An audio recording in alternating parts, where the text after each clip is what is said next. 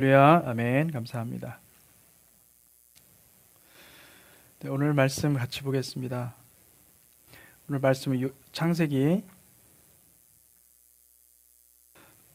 6장 13절에서 17절 말씀입니다. 창세기 6장 13절에서 17절까지 말씀입니다. 찾으신 줄 알고 우리가 함께 다 같이 교독하겠습니다. 함께 읽겠습니다. 시작. 하나님이 노아에게 이르시되 모든 혈육 있는 자의 포악함이 땅에 가득함으로 그 끝날이 내 앞에 이르렀으니 내가 그들을 땅에와 함께 멸하리라. 너는 고페르 나무로 너를 위하여 방주를 만들되 그 안에 칸들을 막고 역청을 그 안팎에 칠하라. 내가 만들 방주는 이러하니 그 길이는 300규빗, 너비는 50규빗, 높이는 30규빗이라. 거기에 창을 내되 위에서부터 한 규빗에 내고 그 문은 옆으로 내고 상중하 3층으로 할지니라. 내가 홍수를 땅에 일으켜 무릇 생명의 기운이 있는 모든 육체를 천하에서 멸절하리니 땅에 있는 것들이 다 죽으리라. 아멘. 아멘. 2025년 4월이 되었습니다. 이제 너무나 시간이 빨리 갑니다. 하나님께서 우리에게 놀라운 일들을 행하실 줄로 믿습니다. 아멘. 제가 이제 2025년부터는 날짜를 주일날 설교 때 항상 날짜를 언급합니다. 왜냐하면 우리가 이제는 정말 때가 되어서 하루하루가 중요한 때가 되었는 줄 믿습니다. 마지막 때를 살아가면서 나를 계수하는 지혜가 우리 가운데 있기를 바랍니다. 시편 90편 12절 말씀입니다. 같이 읽어보겠습니다. 시작. 우리에게 우리 나를 계수함을 가르치사 지혜로운 마음을 얻게 하소서. 아멘. 날이 갈수록 주님의 강림이 너무나 가까웠다는 긴박성이 더해가고 있습니다. 지난 3월 28일에 미얀마에 진도 7.7의 강진이 발생해서 수천 명이나 죽었고 사상자와 이 사망자가 수천 명이나 된다는 뉴스를 접했습니다. 또 여러분 아시다시피 지난 4월 4일에 대한민국 대통령이 탄핵당하는 일이 있었습니다. 미국도 지금 정상이 아닙니다. 굉장히 많은 어려움들을 지금 통과하고 있습니다. 지구촌 곳곳에서 이 마지막 때 이 주님의 심판이 임박했다는 징조들이 너무나 많이 나오고 있습니다. 종말의 징후들이 더욱더 빈번하게 일어날수록 사람들은 더욱더 마음이 강팍해지고 더욱더 마음이 익숙해집니다. 사랑하는 성도 여러분, 바로 이때 우리가 깨어서 기도하는 백성들이 되시기를 주님의 이름으로 축복합니다. 아멘. 그래서 우리가 오늘은 이렇게 한번 인사합시다. 전신갑주를 입읍시다. 전신갑주를 입읍시다. 아멘. 전신갑주를 입읍시다. 우리가 입어야 될 영적인 전신갑주입니다. 에베소서 6장 11절에서 17절 말씀입니다. 함께 읽겠습니다. 시작. 마귀의 관계를 능히 대적하기 위하여 하나님의 전신갑주를 입으라. 우리의 씨름은 혈과 육을 상대하는 것이 아니요 통치자들과 권세들과 이 어둠의 세상 주관자들과 하늘에 있는 악의 영들을 상대함이라. 그러므로 하나님의 전신갑주를 입으라. 이는 악한 날에 너희가 능히 대적하고 모든 일을 행한 후에 서기 위함이라. 그런즉 서서 진리로 너희 허리띠를 띠고 의의 호신경을 붙이고 평안의 복음이 준비한 것으로 신을 신고 모든 것 위에 믿음의 방패를 가지고 이로써 능히 악한 자의 모든 불화수를 소멸하고 구원의 투구와 성령의 검 곧 하나님의 말씀을 가지라. 아멘. 이 마지막 때 정말 중요한 것은 하나님의 말씀이 있느냐는 겁니다. 그래서 17절에 보니까 구원의 투구와 성령의 검 곧 하나님의 말씀을 가지라. 여러분, 하나님의 말씀이 여러분의 삶 가운데 있기를 축복합니다. 아멘. 하나님의 말씀이 있으면 우리는 가장 중요한 것은 영적인 분별력이 생기는 것입니다. 그래서 하나님의 말씀, 하나님이 우리를 어떻게 인도하시는지 분명한 깨달음을 갖게 되고, 그리고 사탄이 어떤 공격으로 우리를 해하려고 하는지를 알게 됩니다. 사탄의 괴계를 알게 되는 것이죠. 할렐루야. 그러면 우리가 이길 수가 있습니다. 하나님 말씀이 없으면 그것을 알 수가 없어요. 그래서 우리는 그냥 잡아먹히게 되는 것입니다. 사랑하는 성도 여러분, 하나님의 말씀으로 충만하게 채우시기를 바랍니다. 아멘. 이스라엘 자손들이, 우리가 민수기를 계속 공부하고 있는데 우리 새벽에 이스라엘 자손들이 그 하나님의 법궤 미시칸, 이 하나님의 성막 안에 법궤가 있습니다. 언약궤가 있습니다. 그 언약궤에 하나님의 임재가 있는데 그 언약궤 안에는 두 돌판이 있었던 것이죠. 하나님의 말씀, 하나님의 명령을 담은 두 돌판. 여러분, 우리의 마음이 그렇게 두 돌판으로 새겨져야 될 줄로 믿습니다. 마음판에 하나님의 말씀이 새겨지기를 축복합니다. 오늘 말씀의 제목은 택함을 입는 유일한 길이라는 말씀의 제목으로 같이 살펴보기를 원합니다. 혹시 그 뒤에하고 앞에 에어컨을 좀 틀어주시면 좋겠습니다. 많이 더워가지고 저도 땀나지만 여러분들도 많이 지금 땀나는 것 같아요. 예. 성령의 불로 뜨거워지시기를 축복합니다. 예.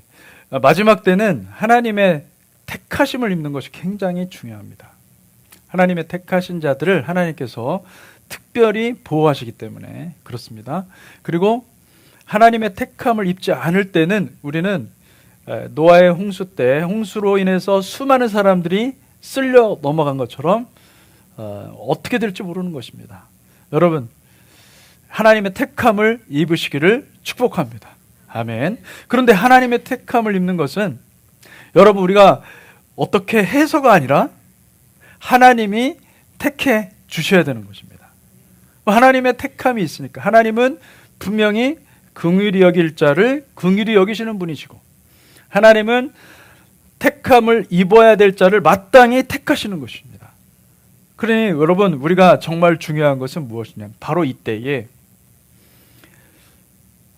하나님의 택하심을 간절히 바라면서 가장 중요한 겸손의 옷을 입으시기를 축복합니다. 아멘. 우리가 겸손히 할 때 하나님께서 우리를 가까이 오시는 것을 믿습니다. 그래, 하나님의 택하심에 대한 사모함이 있는 사람들은 겸손히 두렵고 떨림으로 구원의 길을 걸어가게 되어 있습니다.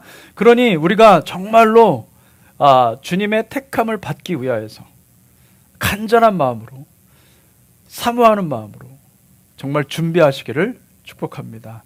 이사야 11장 2절 말씀입니다. 같이 읽어보겠습니다. 시작. 그의 위에 여호와의 영 곧 지혜와 총명의 영이요 모략과 재능의 영이요 지식과 여호와를 경외하는 영이 강림하시리니. 아멘.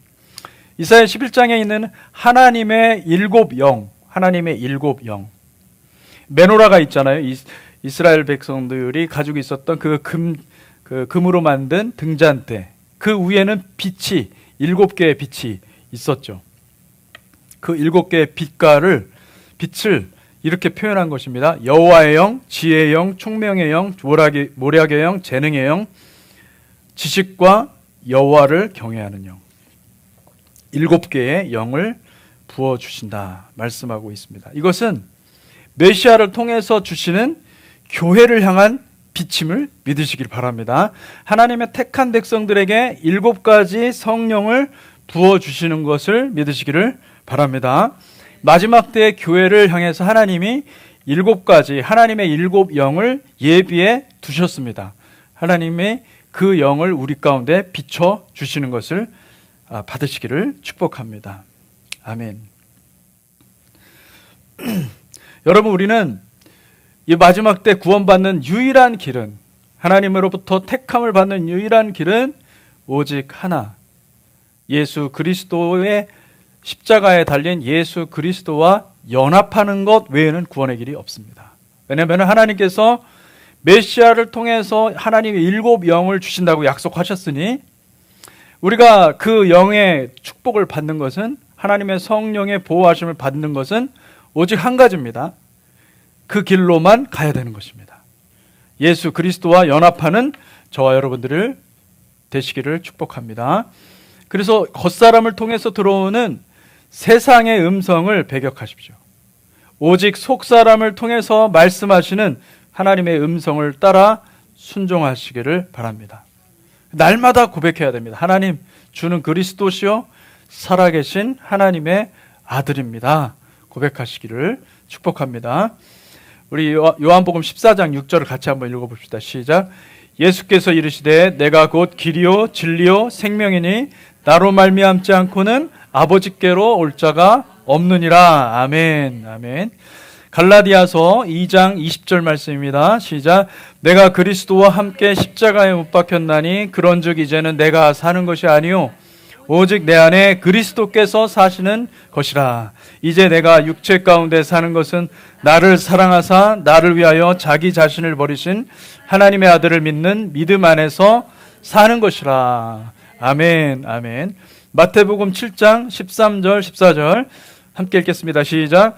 좁은 문으로 들어가라. 멸망으로 인도하는 문은 크고 그 길이 넓어 그리로 들어가는 자가 많고 생명으로 인도하는 문은 좁고 길이 협착하여 찾는 자가 적음이라.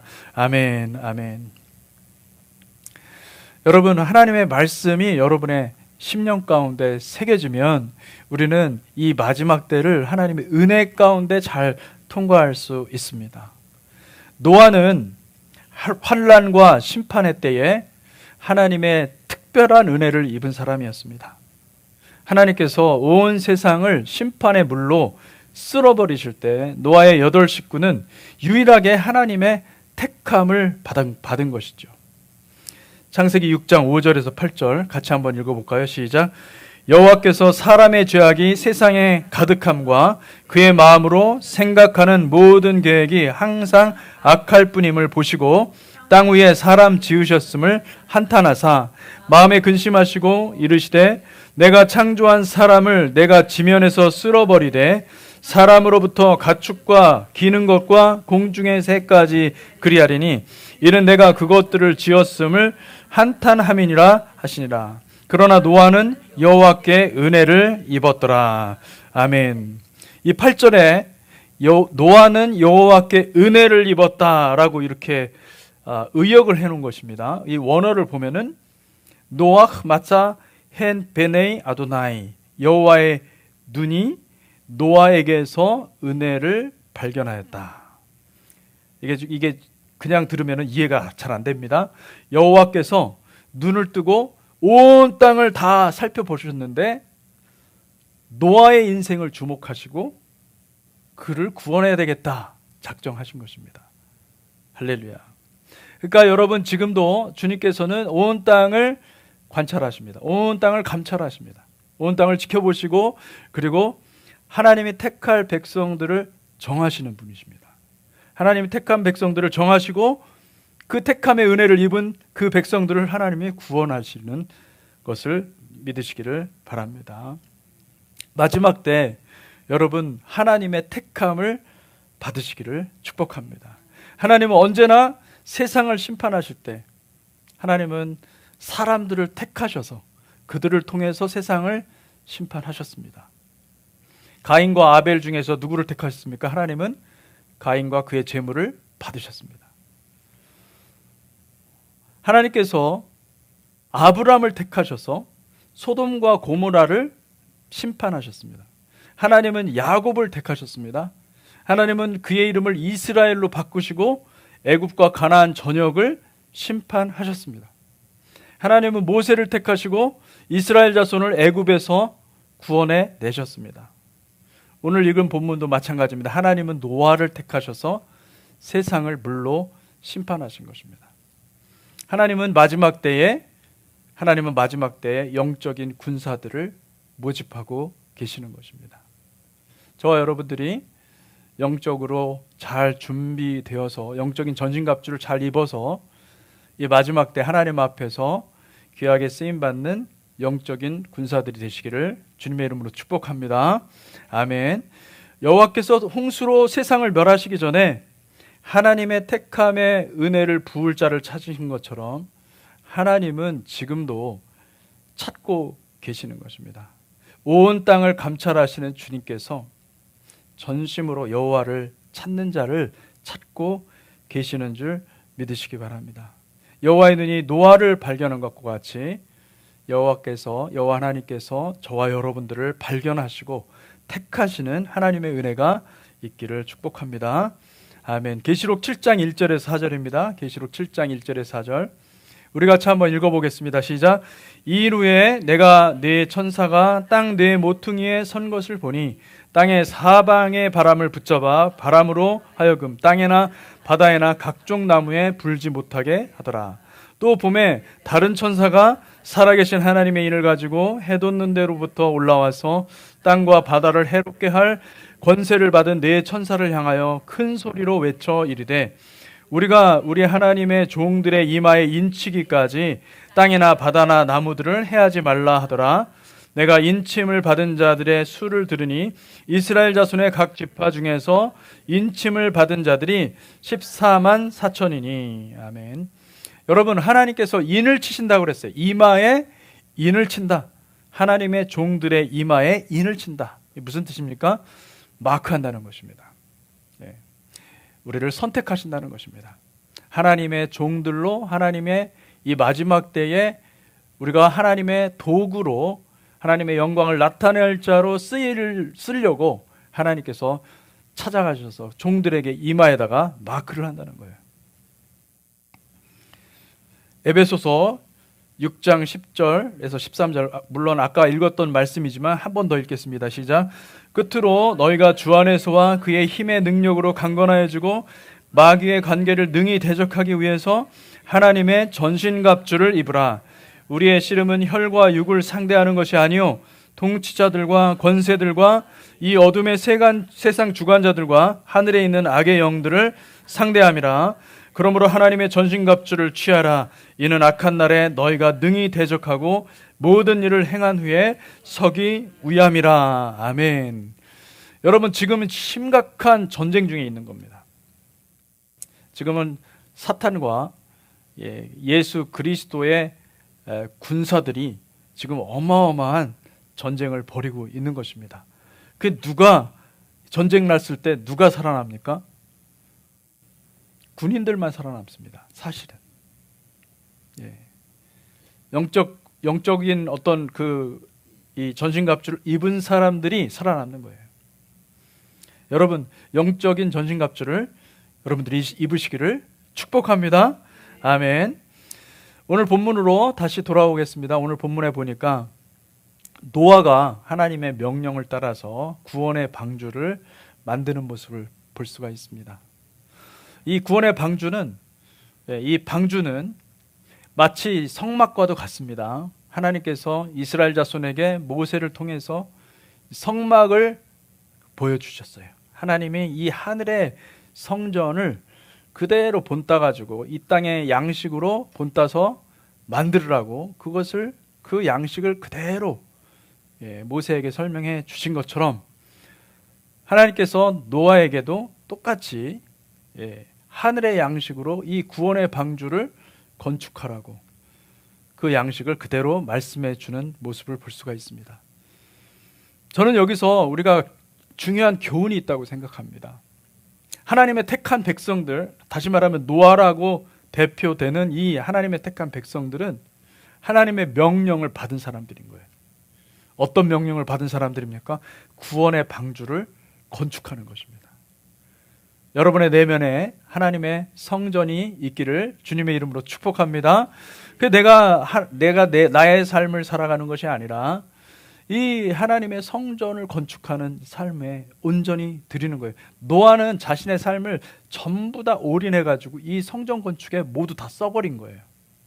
하나님의 택하심의 대가인 거예요. 하나님의 택하시는 백성들은 우리의 인생이 방향이 바뀔 수밖에 없죠. 하나님의 삶이 하나님의 영광을 담을 수 있는 삶으로 나의 삶을 다 부수어서 하나님의 영광을 담을 수 있는 삶, 이 성전이 되어야 될 줄로 믿습니다. 아멘. 그래서 그 영적인 의미가 숨겨져 있기 때문에 그 말씀을 한번 보겠습니다. 14절부터 16절까지 그 양식을 한번 보겠습니다. 시작. 너는 고페르나무로 너를 위하여 방주를 만들되 그 안에 칸들을 막고 역청을 그 안팎에 칠하라. 내가 만들 방주는 이러하니 그 길이는 300규빗, 너비는 50규빗, 높이는 30규빗이라. 거기에 창을 내되 위에서부터 한 규빗에 내고 그 문은 옆으로 내고 상중하 3층으로 할지니라. 아멘. 첫째로 여러분 고페르나무로 만들라. 그리고 안팎에 역청을 바르라 말씀하고 계십니다. 이 고페르나무가 무슨 나무인지 이 학자들이 연구를 했습니다. 그런데 이 고페르나무가 무슨 나무인지를 알지를 못하는 거예요. 이 고페르라는 말이 성경에 여기만 쓰였습니다. 단 한 번만 나오는 단어인데 다른 용례를 찾을 수가 없는 거예요. 그런데 한 가지 재밌는 것은 이 고페르라는 단어가 이 역청이라는 말의 히브리어 코페르하고 너무나 닮아 있습니다. 고페르. 이게 한 구절 내에 코페르가 있는 거예요. 우리 한국말로는 그렇게 번역이 안 되니까 이런 거는 번역이 안 되지 않습니까? 이게 무슨 뜻인지 잘 몰라요. 그래서 이 한국 그 성경 번역한 사람들이 이 고페르라는 말을 그대로 음역을 해놔서 고페르라고 해놓은 것입니다. 근데 역청은 뭐라고요? 코페르입니다. 고페르라는 그 단어를 단어의 그 어원을 추적해 보면 이것은 어떤 뜻이 있냐면은 유숙하다라는 의미입니다. 유숙하다. 그러니까 나그네로 우리가 여행하다가 어느 지점에 호텔 같은 데 가서 유숙하는 것을 말하는 겁니다. 예. 내 집에서 자는 것이 아니라 타인의 집에서 자는 것입니다. 잠깐 동안 우리가 나그네 삶을 살면서 여행을 하면서 거기에 잠을 자기 위해서 들르는 것을 어떻게 합니까? 우리가 유숙한다 그렇게 말을 하지 않습니까? 그 유숙하다라는 의미가 있는 거예요. 그러니까 여러분 이 나무로 지은 이 방주, 노아의 방주는 자기의 집을 건축하는 것이 아니라 이 땅에 나그네 살아가면서 누구의 집을요? 아버지의 집을 짓는 것입니다. 할렐루야. 여러분 우리의 삶의 인생의 의미가 무엇입니까? 내 집, 내 영원한 집을 짓는 게 인생의 목표가 아니잖아요. 우리는 인생을 살아가면서 아버지께서 거하시는 성전이 되어가는 줄 믿습니다. 아멘. 그래서 사도 바울이 뭐라고 그랬어요? 우리의 몸을 가리켜서 성전이라고 그랬어요. 고린도전서 3장 16절 17절 같이 읽어보겠습니다. 시작. 너희는 너희가 하나님의 성전인 것과 하나님의 성령이 너희 안에 계시는 것을 알지 못하느냐. 누구든지 하나님의 성전을 더럽히면 하나님이 그 사람을 멸하시리라. 하나님의 성전은 거룩하니 너희도 그러하니라. 아멘. 여러분 우리는 예수 그리스도의 몸이요 성전입니다. 이 건물이 성전이 아닙니다. 건물은 성전이 아니에요, 여러분. 우리가 성전입니다. 저와 여러분들이 함께 하나님의 말씀을 받고 그리고 그 안에서 그리스도를 닮아가는 그 삶으로 바뀌어가는 것입니다. 그것을 너무 귀하게 여기셔서 하나님은 성령을 보내주시고 그 성령께 온전히 연합하여서 예수 그리스도의 신부 교회가 되는 것이죠. 할렐루야. 영광스러운 교회가 되어가는 것입니다. 머리 대신 예수 그리스도를 바라보면서 우리가 고페르가 되는 거예요. 하나님의 영광이 거하는 장소가 되는 것입니다. 그 다음에 이 역청이라는 말, 코페르라는 말, 이 말이 더 중요합니다. 이 코페르라는 말은 구약 성경에 여러 번 사용되는데 덮다, 바르다, 속죄하다, 대속하다라는 의미가 있습니다. 이 역청을 안팎에 바르라고 그랬는데 달리 표현하면은 이 역청을 안팎에 덮고 발라서 이 배 전체를 보호하라는 뜻입니다. 그 여러분 이 코페르라는 말이 덮다, 바르다 그런 말도 있지만은 또 두 번째 더 발전돼서 속죄하다, 대속하다. 유대인들의 속죄일이 뭐죠? 욤 키푸르. 키푸르가 코페르하고 같은 어원인 거예요.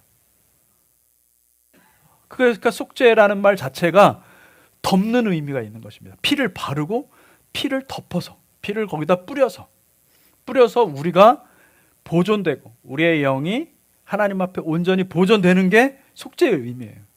물론 속죄에는 우리의 죄를 씻어내는 것도 의미가 있습니다. 클렌징 하는 것도 의미가 있습니다. 그러나 하나님은 그보다 더 근본적으로 우리의 죄를, 우리의 수치를, 죄인의 수치를 가리고 덮어주셔서 우리를 사랑으로 하나님 나라로 인도하시는 것이 하나님의 뜻이라는 거예요.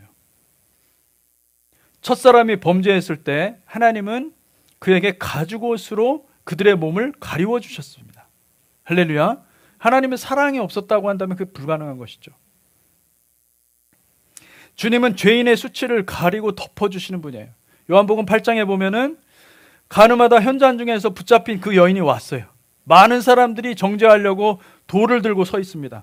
주님께서 그들을 다 물리치시고 그 여인에게 말씀하십니다. 나도 너를 정죄하지 않겠다. 그를 덮어주시고 가리워주신 것이죠. 여러분, 이게 은혜 아닙니까? 여러분, 이 대속의 은혜, 덮어주시는 은혜, 가리워주시는 은혜, 그리고 속죄의 은혜가 여러분 가운데 있기를 축복합니다. 아멘. 그래서 그것이 강력한 보호막이 되는 거예요. 하나님께서 성막을 지으실 때도 이 덮개, 커버링, 이 덮개 4겹의 강력한 덮개를 준비하셨어요. 근데 이 덮개를 연구해 보잖아요. 다 무엇이냐면은 하나님의 성품입니다.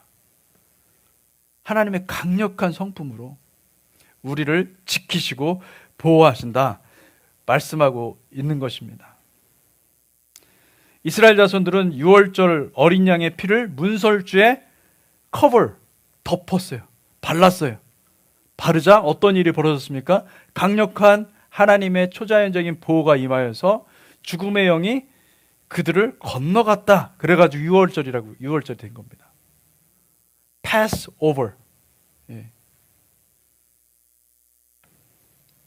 여러분, 하나님은 우리의 수치를 가려주시는 분이십니다. 우리의 연약한 모습을 하나님께서 아시고 하나님의 은혜로 우리를 구원하시기 위해서 강력한 하나님의 피로, 어린 양의 피로 우리를 보호해 주시는 분이심을 믿으시기를 축복합니다. 아멘. 그러니까 이 역청을 안팎에 바르다는 말은 무슨 뜻입니까? 이것은 우리의 심령에 바르고 우리의 내면에 바르고 우리의 겉사람도 어린 양의 피로 발라서 완전히 치유하고 완전히 구원에 이르는 백성이 되라는 말씀을 하고 계시는 것입니다. 에스겔서 16장 8절 함께 읽어보겠습니다. 시작.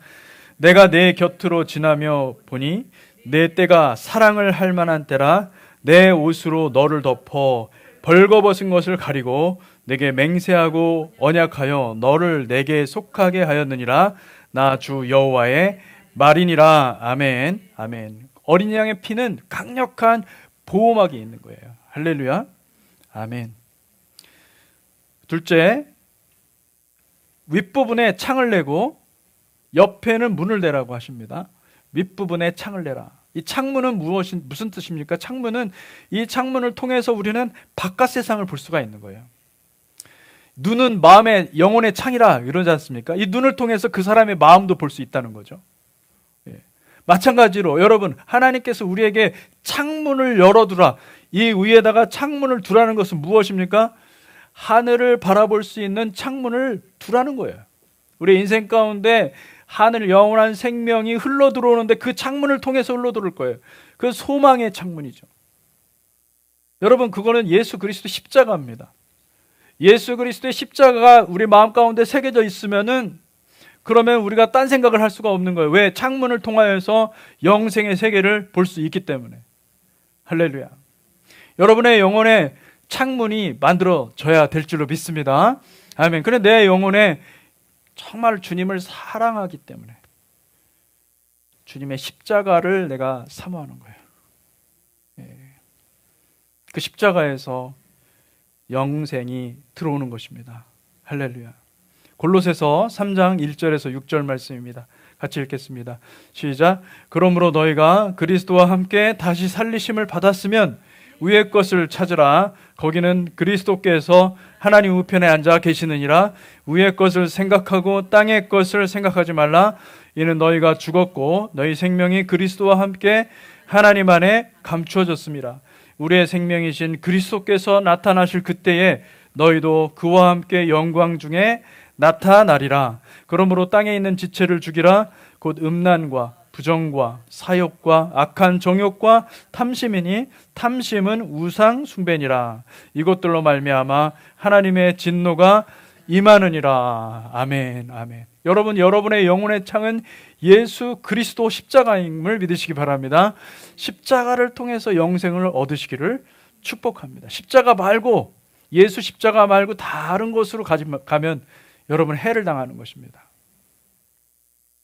여러분, 우리가 성령님도 하나님임을 믿으시기 바랍니다. 아멘. 성령 체험을 여러분 잘 하셔야 돼요. 성령 체험을 잘못하면 큰일 납니다. 성령은 정확히 말하면 체험하는 것이 아니라, 성령 체험을 그래서 여러분 이 어떤 성령의 나타나심, 성령의 현상이라고도 얘기하지 않습니까? 성령님께 순종하는 백성들이 되시기를 주님께 여러분 주님의 이름으로 축복합니다. 아멘. 주의 음성을 들으려고 하십시오. 할렐루야. 예수 그리스도의 십자가를 구하십시오. 예수 그리스도의 십자가 속으로 들어가려고 하십시오. 그러면 여러분들이 성령님을 체험하게 하는 게 아니라 성령님의 옷자락, 예수 그리스도의 옷자락이에요. 성령님의 나타나심도 여러분들이 경험할 수 있습니다. 근데 그런 경험은 안전한 거예요. 왜요? 예수 그리스도의 십자가를 통한 성령이니까. 다른 거 굉장히 위험합니다. 마지막 때는 더더욱 위험합니다. 여러분, 정말로 예수 그리스도의 십자가, 내 영혼의 창은 유일하게 예수 그리스도 십자가에만 있기를 주님의 이름으로 축복합니다. 아멘. 그러므로 여러분, 주님께서 우리에게 말씀하시고자 하는 것은 무엇이냐? 이것을 통해서 말씀하시고자 하는 것은 뭐냐면, 하늘의 것을 구하고 위의 것을 구하고 성령의 음성을 구하고 성령의 음성을 따라 살아가면 우리는 반드시 주님의 구원을 받는다. 이 말씀을 하고 있는 것입니다. 거듭남이라는 게 무슨 뜻입니까? 두 번째 태어나는 그런 뜻이 아니에요. 위로부터 태어난다는 거예요. 이제 위로부터 주시는 성령의 음성을 듣고 살아가는 존재가 되었다. 이런 뜻입니다. 내가 거듭났다라는 것은 무엇입니까? 다시 살아가는 거죠. 물론. 그렇지만 이제는 내 생명이 아니라 예수의 생명으로, 하늘의 생명으로 살아간다. 그 말씀 아니겠습니까? 아멘. 그러니까 그 말씀으로 내가 믿고 의지하고 세상을 따라가는 것이 아니라 하나님의 말씀을 따라서 성령의 인도하심을 따라서 우리가 가는 것입니다. 그 은혜가 여러분들 가운데 있기를 축복합니다. 아멘. 셋째, 삼중하 삼층으로 만들라고 말씀하십니다. 이 3이라는 숫자가 굉장히 중요한 숫자입니다.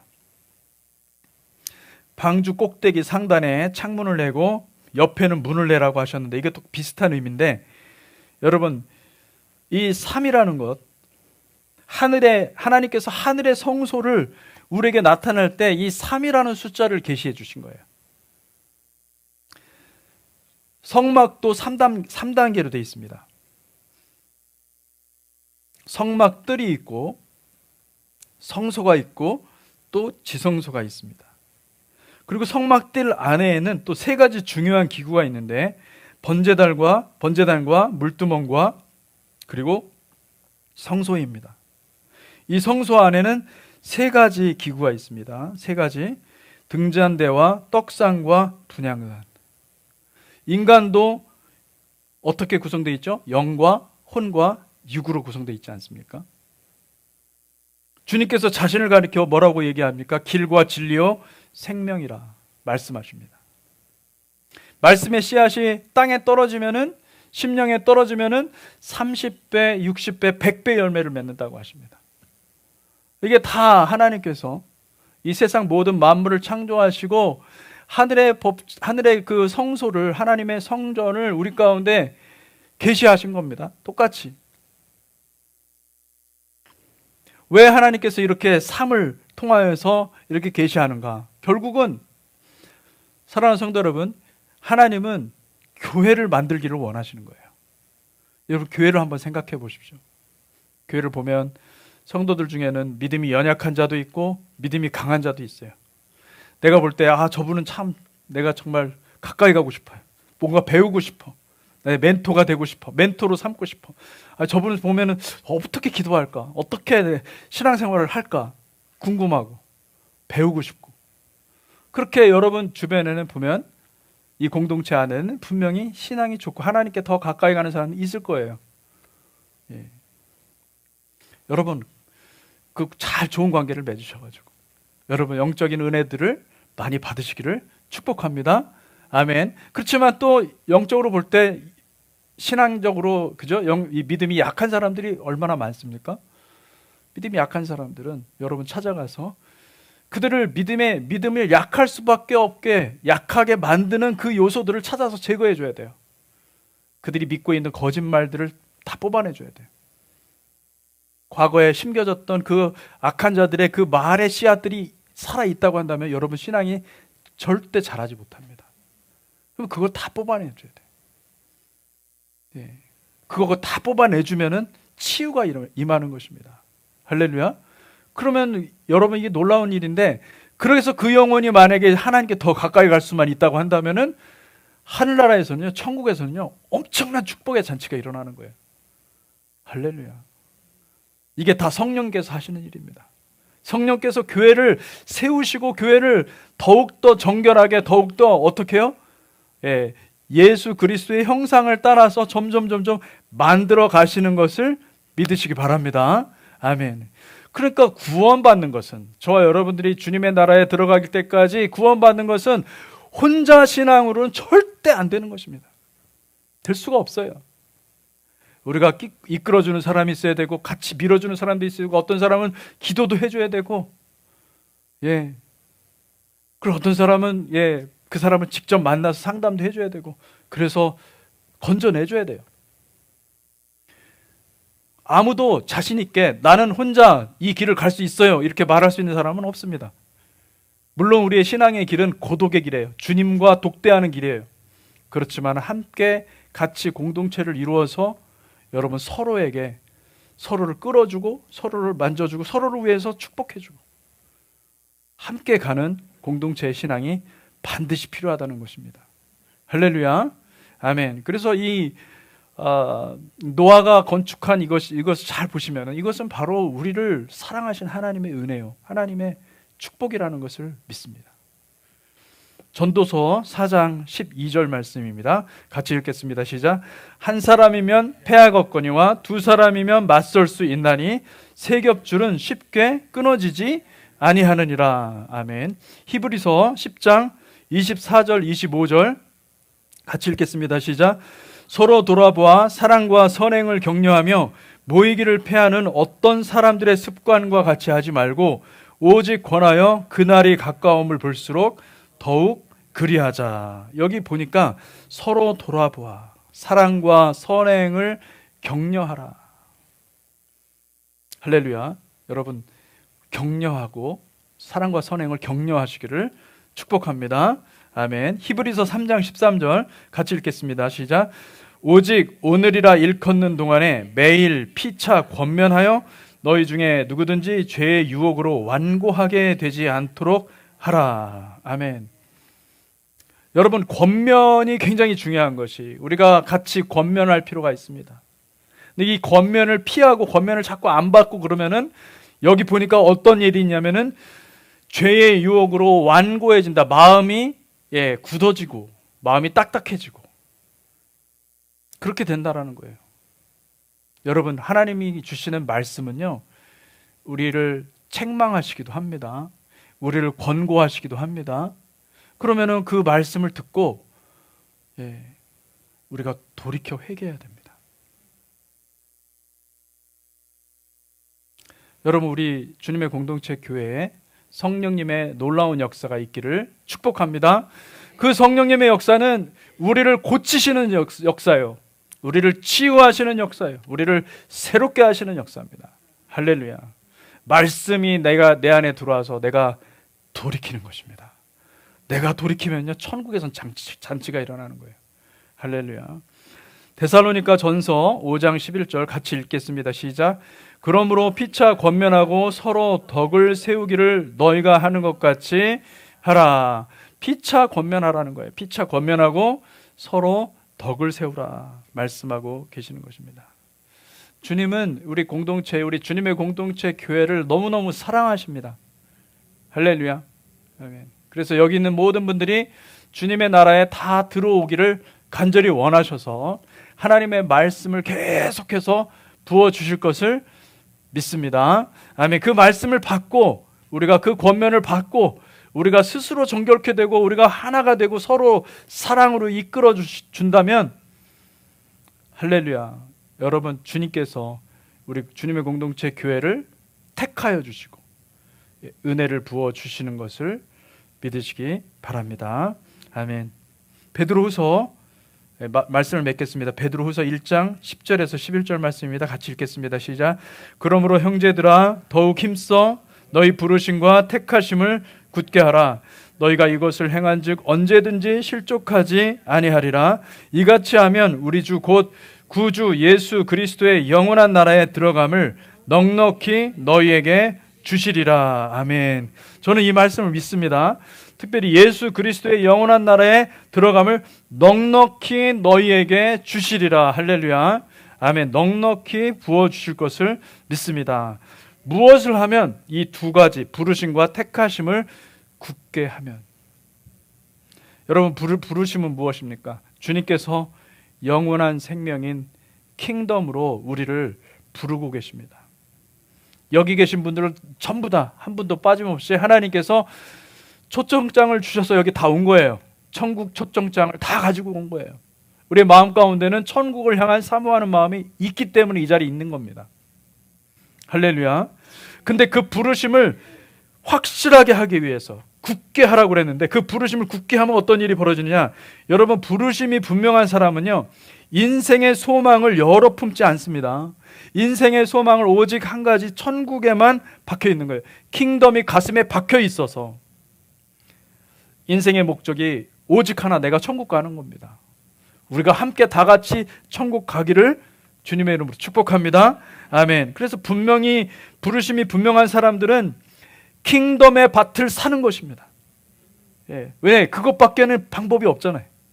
킹덤의 밭을 사는 거예요. 이 킹덤은 아무리 생각해봐도 이 세상의 가치와는 비교도 안 돼요. 성경은 말합니다. 돈 많아봤자 뭐합니까? 다 썩어요. 아무런 의미가 없어요. 예. 그러면 어떻게 하라는 거예요? 킹덤을 사라는 거예요. 부르심을 확고한 사람은 내 모든 소유를 팔아서 킹덤의 밭을 사서 그곳에 썩지 않을 영생의 씨를 뿌려서 경작을 시작하는 것입니다. 택하심은 무엇입니까? 택하심은 항상 보면 택하심이 언급된 그 본문을 보잖아요. 택함을 입으라 이런 말씀들이 있는 그 본문을 보면은요, 그 모두가 다 열매에 해당하는 것입니다. 택하심은 성품의 열매입니다. 영원한 생명으로 나아가는 그 진리의 길로 행하여서 마침내 30배, 60배, 100배의 열매를 주님께 올려드리는 것입니다. 택하심은 제자의 길 끝에서 주어주는 천국의 의복입니다. 감추인 보화를 발견하고 천국의 밭을 사는 믿음이 부르심이라고 한다면, 이 택하심은 천국의 밭에서 열심히 일해서 주님께 열매를 올려드리는 믿음인 거예요. 할렐루야. 그러니까 택하심과 부르심이 비슷해 보여도 다른 거예요. 택하심의 단계가 있고 부르심의 단계가 있고 택하심의 단계가 있는 거예요. 여러분, 택하심까지 나아가시기를 주님의 이름으로 축복합니다. 마지막 때 하나님의 택함을 입고 모두가 킹덤에 입성하는 거룩한 성도들이 되시기를 주님의 이름으로 축복합니다. 같이 기도하겠습니다. 하나님.